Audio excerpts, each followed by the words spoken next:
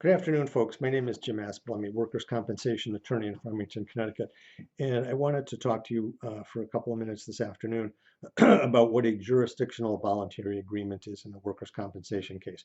A jurisdictional voluntary agreement is a legal document by which your employer accepts the compensability of your case. A voluntary agreement is a legal form. It's typically on a green piece of paper. It looks something like that. They're issued by the insurance company for your employer. They're executed by the employer, by you, and they are approved by the Workers' Compensation Commissioner. A jurisdictional voluntary agreement is required in every accepted workers' compensation case where an employee loses more than 3 consecutive days from work. Basically, a voluntary agreement sets out what your average weekly wage is, and then it goes through the computation that determines what your compensation rate is. That's the amount of money that the workers' compensation carrier is actually going to pay to you.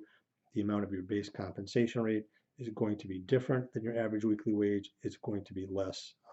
So don't be surprised that workers' compensation does not pay you at 100% of your lost wages.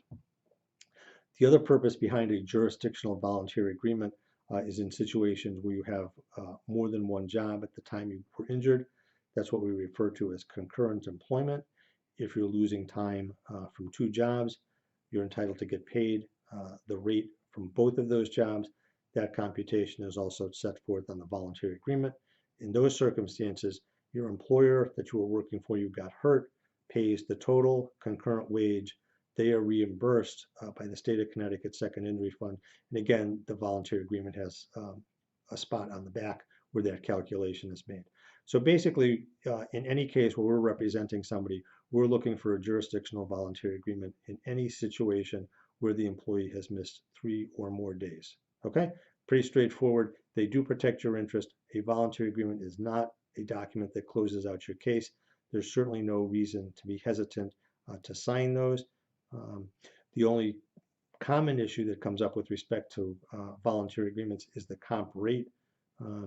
I can explain in another video how the comp rate is calculated, but in 97% of the occasions, the comp rate reflected on the voluntary agreement is correct, and your workers' compensation attorney will check those figures and make sure that you're being paid correctly.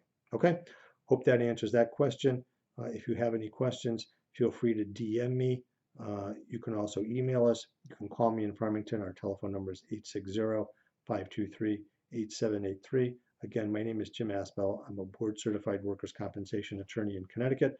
Our office handles the entire state. If you're interested in this video, feel free to, as the kids say, smash the thumbs up button down below and be happy, and feel free to subscribe to the channel for more additional information. Thanks.